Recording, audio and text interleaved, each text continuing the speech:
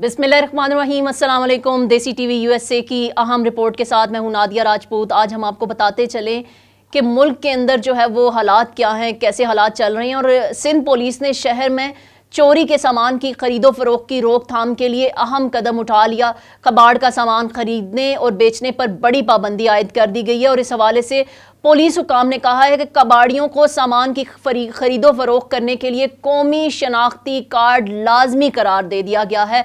और इस इक़दाम का मकसद चोरी के सामान की खरीदो फरोख्त की रोकथाम है। और जो पुलिस है उसके मुताबिक कौमी शनाख्ती कार्ड की एंट्री न करने वाले कबाड़ियों के खिलाफ कार्रवाई का हुक्म जारी कर दिया गया है।